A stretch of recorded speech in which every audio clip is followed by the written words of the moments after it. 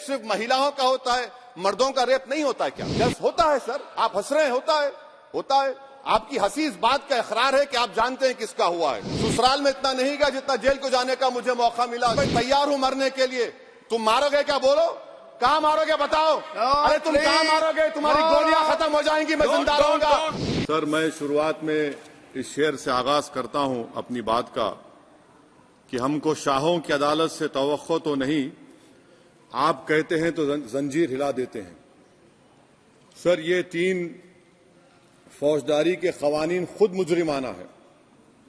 ये जुर्म की रोकथाम से ज्यादा हुकूमतों के जराइम को कानूनी शक्ल देने के लिए बनाए जा रहे हैं। अब तरफे तमाशा यह है सर कि पिछले सेशन में मोदी हुकूमत ने जन विश्वास बिल 2023 को, जिसमें 183 प्रोविजंस और 43 कवानीन थे इम्प्रिजनमेंट के, उसको निकालकर फाइन में तब्दील कर दिया। उसमें ड्रग्स एंड कॉस्मेटिक्स एक्ट को भी तरमीम की गई और सजा के बजाय सबस्टैंडर्ड ड्रग्स के लिए आपने फाइन ला लिया। तो मैं ये बोलना चाहूंगा सर कि सबस्टैंडर्ड ड्रग्स के मैन्युफैक्चर के लिए आपने जेल के बजाय फाइन उसमें तब्दील कर दिया तरमीम करके। तो ये जरूरी है बोलना इस ऐवान में कि जन विश्वास के नाम पर आपने इस सबस्टैंडर्ड ड्रग्स से आवाम को खतरे में डाल दिया। अब आप डीक्रिमिनलाइजेशन की बात करते हैं, जहां पर कंपनीज को सजा देना था वहां पर आपने नहीं किया, फाइन में तब्दील कर दिया। और जो कवानीन नॉन वायलेंट क्राइम्स हैं, सेडेशन, डिफेमेशन, उसको आपने इस नए क्रिमिनल लॉ में ला लिया।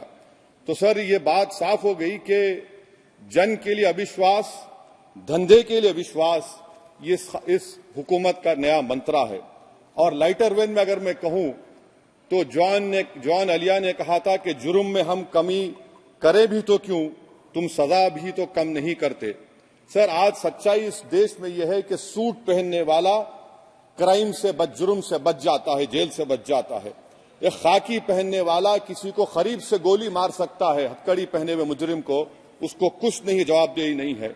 सच्चाई हमारे मुल्क में यह है कि इस ऐवान में जिन पर टेररिज्म का चार्ज है वो इस कानून पर वोट डालेंगे कि टेररिज्म क्या है, नहीं है। सर, मुझे ये कहने की इजाजत दीजिए कि अगर आज भगत सिंह को और मोहनदास करमचंद गांधी को ये 3 कवानीन बनाए जाते तो भगत सिंह और मोहनदास करमचंद गांधी कहते कि रोलट एक्ट है, ये 3 कवानीन रोलट एक्ट है। अब हुकूमत को बताना पड़ेगा कि असल मकौले पुत्र कौन है। सर, सच्चाई यह है कि इस मुल्क के गरीब, दलित, मुसलमान, आदिवासी, इनके लिए जिंदगी से बड़ी कोई सजा नहीं है। और क्या जुर्म है पता ही नहीं इनको। सर, अगर हमको रिफॉर्म करना था, इस्लाह करना था, तो हमको उन प्रोविजंस को निकालना था जो हुकूमत और पुलिस को मनमानी करने की इजाजत देती है। हमको वो प्रोविजंस को निकालना था कि जो मंत्रियों को और पुलिस को ये मौका मिल जाता है लोगों को सालों जेल में रखने का, उन पर कोई जुर्म पर साबित नहीं होता। हमको ये करना चाहिए था कि जो प्रोसिक्यूटर होता है वो फैब्रिकेटेड एविडेंस डालकर ताकतवरों को अपनी ताकत की बुनियाद पर उनको छूट दे देता है। हमने वो काम नहीं किया। आज हमारे वतन अजीज भारत में सबसे ज्यादा अंडर ट्रायल अगर कोई है जेलों में तो मुसलमान, दलित, आदिवासी हैं। सर, इनका कन्विक्शन रेट देख लीजिए आप। एनसीआरबी का डेटा है 2017 से 21 का, 20% अंडर ट्रायल मुसलमान है, 16% कन्विक्शन है और मुसलमानों की आबादी 14.2% है। प्रिवेंटिव डिटेंशन ले लीजिए, जिसको इस्तेमाल किया जाता है जुडिशियल प्रोसेस को सबवर्ट करने के लिए और फेयर ट्रायल को सबवर्ट करने के लिए। आज भारत की जेलों में 30% डेटेन्यूज मुसलमान हैं। उत्तर प्रदेश में 2017 में 33% मुसलमान डेटेन्यूज थे। आज 83.9% उत्तर प्रदेश की जेलों में मुसलमान डेटेन्यूज है। सर, एक और मिसाल दे रहा हूं, CSDS की रिपोर्ट है, थिंक टैंक है बहुत बड़ा, जो कहता है कि they have found substantial prejudice against Muslim the police force. Bihar, Maharashtra, Uttarakhand, Jharkhand, 2/3 of the surveyed police personnel believe that Muslims were more inclined to violence than members of the communities. ये empirical evidence है। इसी रिपोर्ट में कहा गया कि 35% जिन police के अहदेदारों का सर्वे किया गया उन्होंने मॉब वायलेंस को नेचुरल करार दिया, खास तौर से उन केसों में जहां पर काउ स्लॉटर होता है।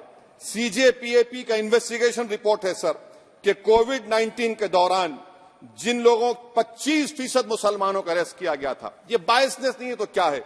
मध्य प्रदेश में मुसलमान 7% के करीब है और 21% मुसलमानों का नाम सर एफआईआर में डाल दिया गया था।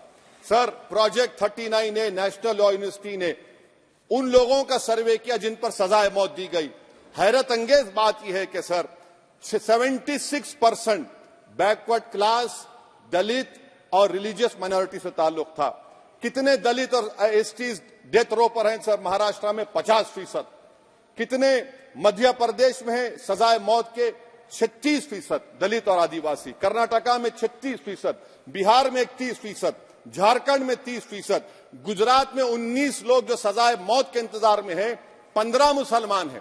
केरल में 60% जो सजाए मौत के मुलजिम है रिलीजियस माइनॉरिटीज है।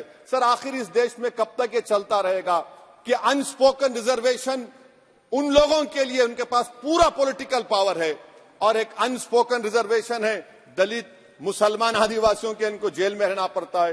कि आखिर ये कैसे मुमकिन है सर कि आलाजात के जो अक्सरियती तबके के लोग हैं उनके पास सियासी ताकत है, माशी ताकत है, सोशल ताकत है और मुसलमान और दलित आदिवासी जेलों में पड़े रहते हैं। अरे अगर आप 3 कानून लाकर इस्लाह कर रहे हैं तो कौन सा इस्लाह है? आप तो ताकतवरों का रिफॉर्म कर रहे हैं, गरीबों को इससे क्या फायदा हो रहा है? तो जैसा अंग्रेजी में कहा गया था कि the cure is dangerous than the disease. Sir अब आप आ जाइए BNSS पर, क्लॉज 187 डिटेंशन का पीरियड देख लीजिए सर 187(3) में, यानी 15 दिन से ज्यादा आपको मुश्किल है प्रेजेंटली। अब आपने प्रोविजन दे दिया कि 90 दिन तक आप कभी भी 5 दिन का, 6 दिन का, 10 दिन का, यानी 90 दिन तक किसी को बेल नहीं मिलेगी। और हैरत अंगेज बात यह है कि यूएपीए के कानून में जिसको जेल में डाला जाता है यूएपीए में, 30 दिन के बाद एक सुपरिटेंडेंट ऑफ पुलिस को कोर्ट में एफिडेविट देना पड़ता है कि क्यों आप पुलिस कस्टडी ले रहे हैं जेल से। आपने वो भी निकाल दिया। यानी जिस किसी को भी आप इस कानून में अरेस्ट करेंगे, यूएपीए से ज्यादा मैं 90 दिन जेल में रहूंगा। और कौन रहेगा जेल में? मुसलमान रहेगा, दलित रहेगा, आदिवासी रहेगा और बेल उसको नहीं मिलेगी। तो ये खुद सुन लीजिए, तो यानी कन्विक्शन नहीं होगा, ना बेल मिलेगी क्योंकि पुलिस कस्टडी है। ये कानून में है सर, आप मुझे करेक्ट कर सकते हैं। अच्छा, DK बासु के गाइडलाइंस को आपने अडॉप्ट नहीं किया। क्लॉज 53(1) आप ये भी नहीं कह रहे कि भाई कौन उसको एग्जामिन करेगा, तो discretion of the medical practitioner.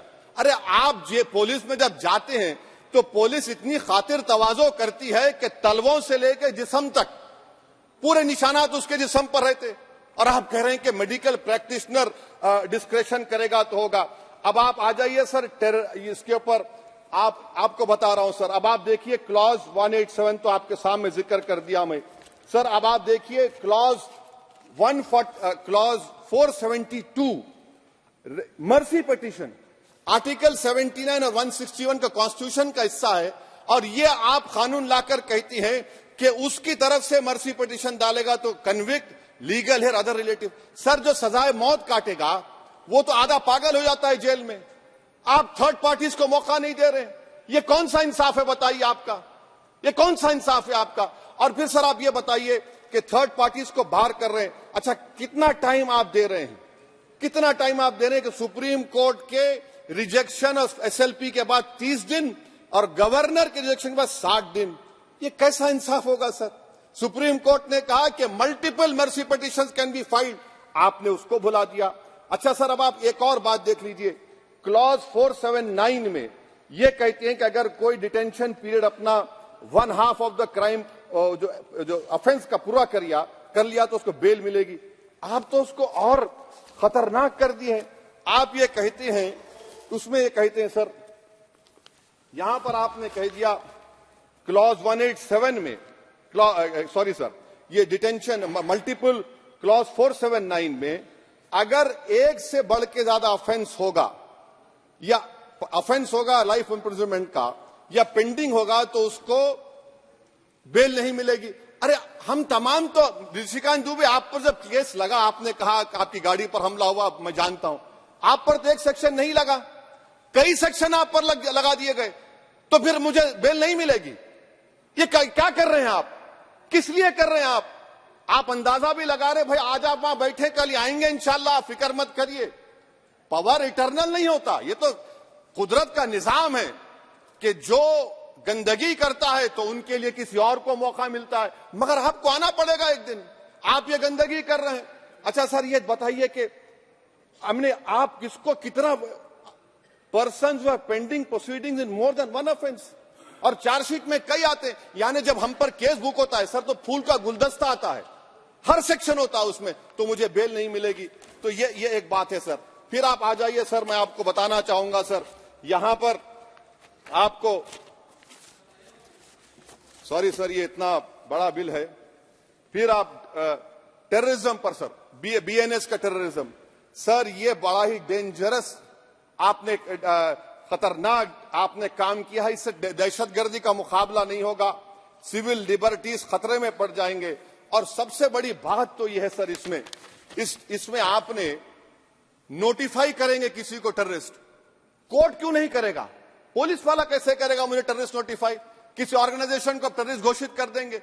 तो ये खुद सेपरेशन ऑफ पावर्स का वायलेशन है, जुडिशियल इंडिपेंडेंस का वायलेशन है, और इंदिरा गांधी वर्सेस राजनारायण केस का वायलेशन है। तो ये मोदी सरकार जुडिशरी के पावर्स को छीनकर खुद जज जूरी एग्जीक्यूशन बन रही है। किसी शायर ने बड़ा अच्छा कहा था सर, वही कातिल वही मुखबिर वही मुंसिफ ठहरे। सर मैंडेटरी वीडियो रिकॉर्डिंग आपने कहा कि जिस जगह पर इस प्लेस पर सर्च होता है वीडियो रिकॉर्डिंग की, मैं ये कहता हूं कि जब मेरा अरेस्ट होगा वीडियो रिकॉर्डिंग करिए, क्यों नहीं करते आप? जब मेरे घर पर पुलिस आती है वीडियो रिकॉर्डिंग करिए, जो मैं पुलिस को देता हूं उसकी वीडियो रिकॉर्डिंग करिए, विटनेस स्टेटमेंट होगा क्लॉज 183 में उसका वीडियो रिकॉर्डिंग करिए। क्यों नहीं आप पैसे देते कि हर पुलिस वाले के जिस्म पर एक वीडियो रिकॉर्डर हो, और एक्यूज को मिलना चाहिए, आप नहीं मिलता एक्यूज को। हाँ आपको नहीं है, मैं जानता हूं। क्लॉज 250 और 262 सर इनकंसिस्टेंट है।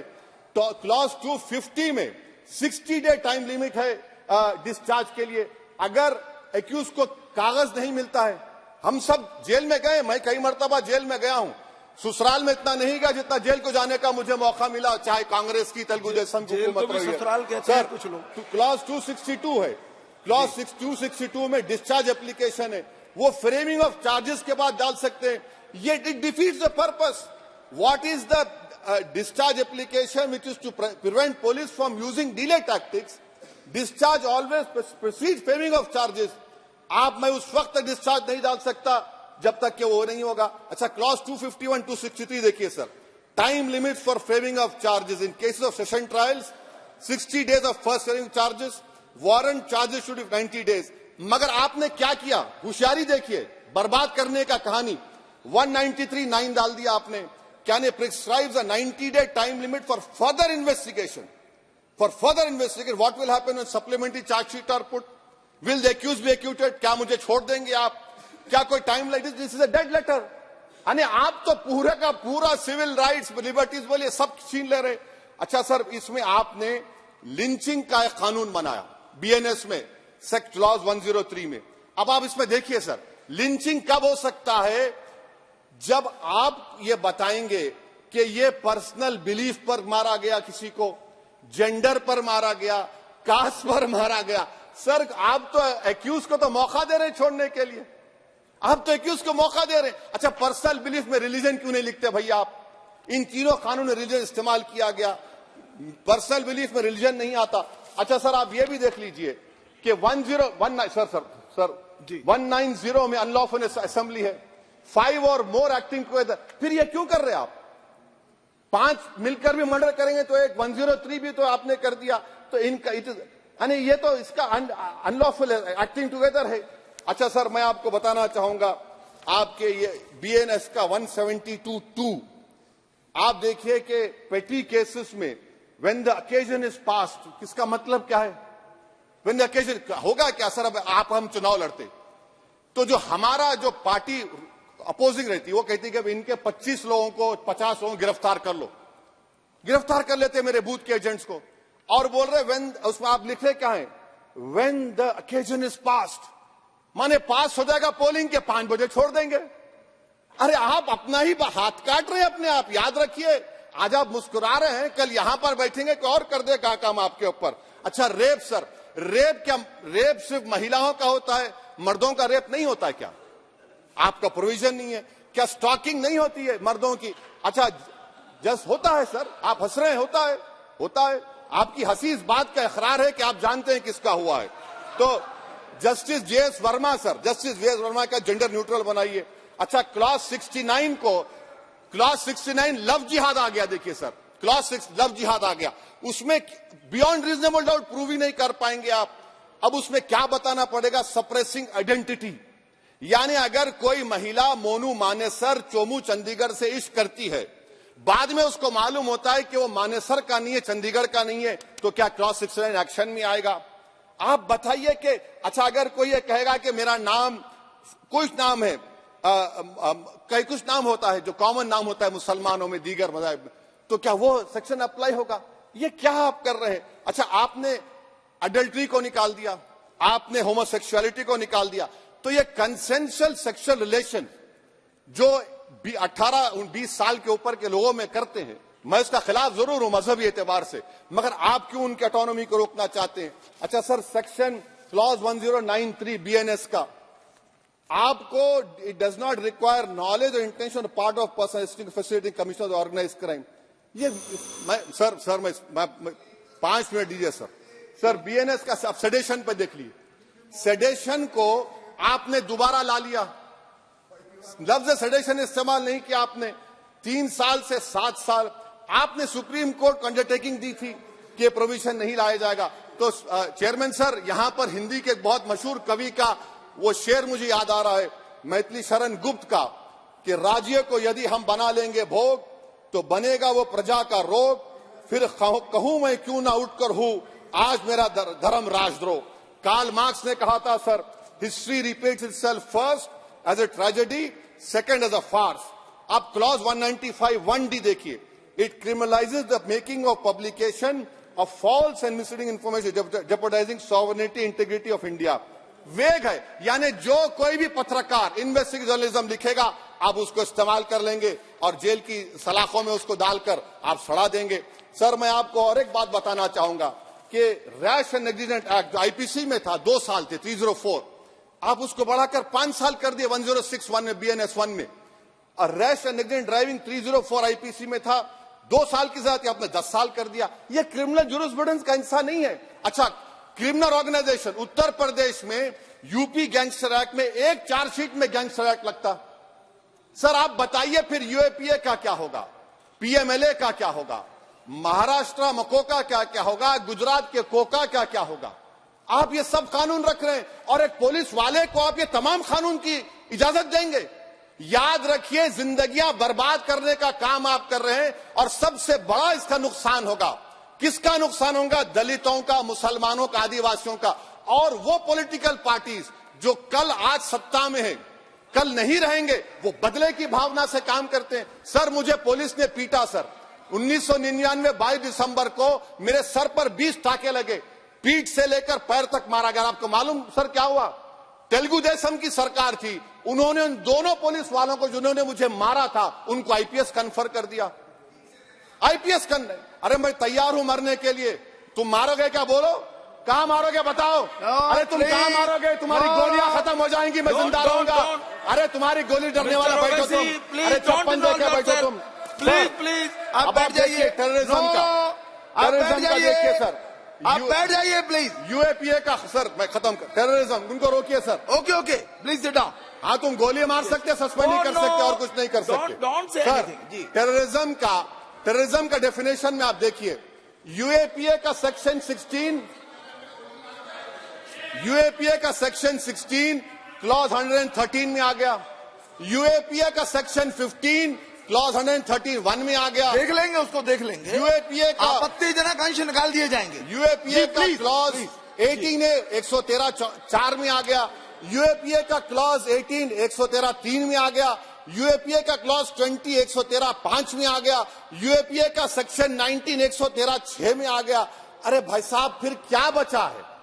आप यूएपीए से, मकोका से, गुजरात कोका से, पीएमएलए सब ला लिए, तो स्पीकर सर, मैं अपनी बात को खत्म करने से पहले मैं उम्मीद कर रहा था कि मैंने वजीर दाखिला का एक स्टेटमेंट सुना था अमित शाह साहब का कि जब गुजरात के होम मिनिस्टर थे तो उन पर जुल्म किया गया, उनको दबाया गया। मगर हम ये समझ रहे थे कि जिस शख्स पर नाइंसाफी हुई है, जो वो क्लेम कर रहे हैं, तो कम से कम वो दूसरों से नाइंसाफी तो नहीं करेंगे। आप क्या कर रहे हैं? अरे ऐसे हजारों लोग हैं जिन पर जुल्म हो रहा है, ना उनके पास दलील है, ना उनके पास वकील है, ना उनके पास आजादी है। तो ये तीन सर मैं आखिर एक लव ये तीनों कवानीन हमारे मुल्क की जमहूरियत के लिए, इन गरीब तबकात के लिए नुकसानदेह साबित होगा। और ये सरकार को मैं चार्ज दे रहा हूं, आप चेक रिपब्लिक में निखिल गुप्ता बैठा है, लेके आओ ना उसको। कुलभूषण यादव पाकिस्तान में बैठा है, लेके आओ ना। कतर में हमारे फौजी बैठे, लेके आओ ना उनको। अरे कहां तुम्हारी देशभक्ति है? अरे निखिल गुप्ता को लाओ, इस कानून में इस्तेमाल करो। मगर वो नहीं बोलेंगे। मैं इस कानून के मुखालिफत में खड़ा हूं जो भारत की जमहूरियत के लिए खतरा बनेगा। शुक्रिया सर। वीके न्यूज, राष्ट्र के नाम।